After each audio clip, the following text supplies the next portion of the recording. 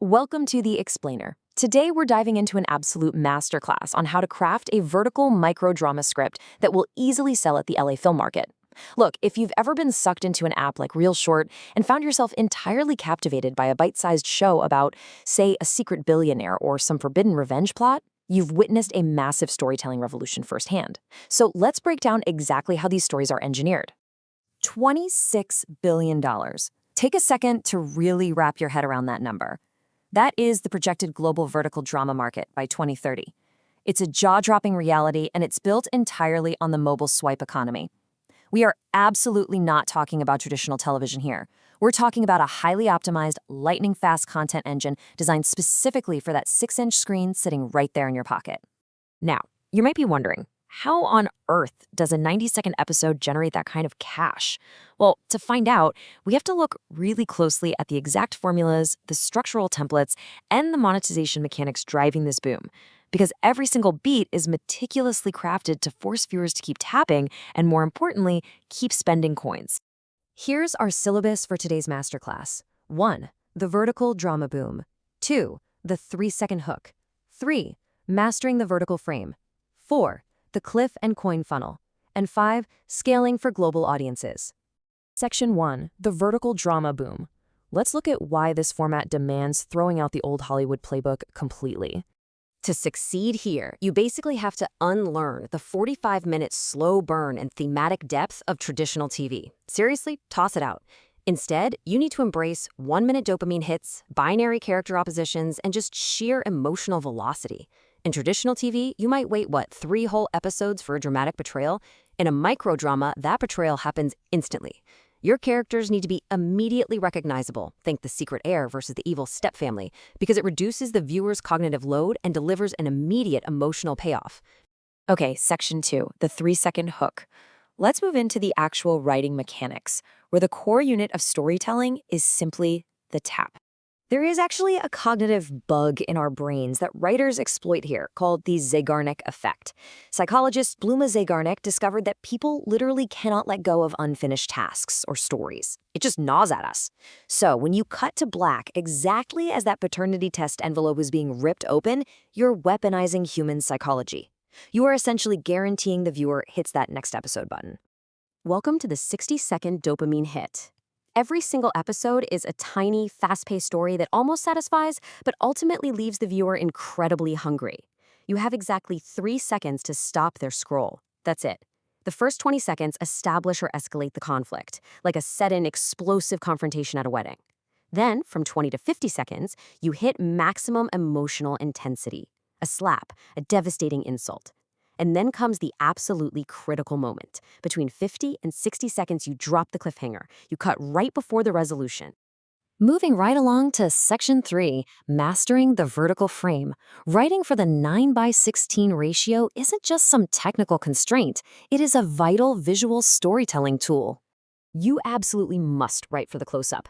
Vertical drama lives in the human face. Those tiny emotional micro-expressions carry far more weight than sweeping locations ever could.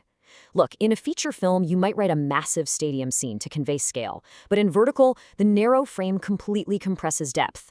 A tight shot of a trembling hand holding a phone or a furious glare from a jilted lover is infinitely more powerful.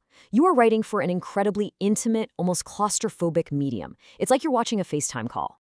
Now, to keep the narrative tight and immediately readable on a screen that small, you have to embrace some pretty strict constraints. Notice the rule of 5 recurring locations. Say, a living room, an office, a hospital, an alley, and a car. That's all you get. This keeps budgets low while forcing the emotional focus right back onto the characters. And remember, treat dialogue strictly as action. There is literally no time for small talk. Every single line has to push the scene forward or reveal a character under immense pressure. Section 4, the cliff and coin funnel. Let's see how script structure directly drives the core business mechanics of binging.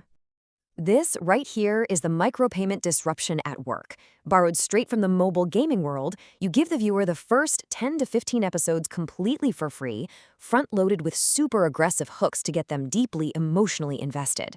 Then, bam! Right at a critical plot twist. Just as the fake marriage is finally exposed, the paywall drops. The app asks for virtual coins, usually just 15 to 50 cents, to unlock the very next minute of the story.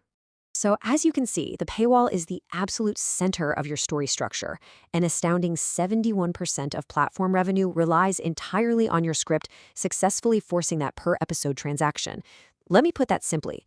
If your drop-off rates are high, it means your cliffhangers just aren't sharp enough. The audience isn't desperate enough for a resolution, and the platform isn't making money. So let's say you want to walk into the LA film market tomorrow and sell your show. You need exactly these ingredients in your pitch pocket. Producers do not want deep thematic essays here.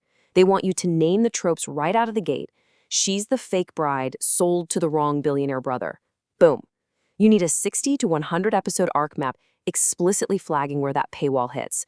And keep your character count super low, 4 to 6 max, so the audience never loses track on their tiny screens. Section 5. Scaling for global audiences. Finally, let's explore how to design concepts that cross borders and appeal to international viewers. What's really fascinating is how these platforms reach the world through an Asia-first model. High-volume operations are scaling massively, and they're doing it without needing any Western Hollywood brand recognition whatsoever. By focusing on multi-language catalogs and acquiring pre-existing Korean, Japanese, and Chinese dramas alongside their originals, their reach is just phenomenal. When you write, you want to focus on universal emotional hooks, like a revenge fantasy or a family betrayal. Those translate seamlessly across cultures rather than relying on highly specific, US-centric references. You have to think like a global distributor using a laddering approach. Southeast Asia is incredibly fast-moving. It's practically the perfect live testbed to test your story's DNA and gather real-time data on engagement. Then, once your IP is battle-ready, it moves to North America, where the lifetime value of a user is the highest, before finally being packaged for syndication in Europe. It is a completely data-driven, global pipeline. I want you to remember this golden rule. Microdramas are the espresso of storytelling. Every single creative choice must directly drive financial conversion. You are not writing a slow-burn cinematic universe. You are writing a pure adrenaline shot. Your script has to earn the viewer's tap every 90 seconds. If a line of dialogue, a new character intro, or a location doesn't serve the immediate escalation of conflict, cut it. Thank you so much for joining this explainer. As you sit down to craft your first billionaire romance or high-stakes revenge fantasy, I'm going to leave you with this thought. The format is demanding, it's ruthless, and it's incredibly fast-paced. But for writers who can truly master the art of the 60-second cliffhanger, it is quite literally the most exciting frontier in modern storytelling. So the question is, are you ready to stop writing for the screen and start writing for the swipe?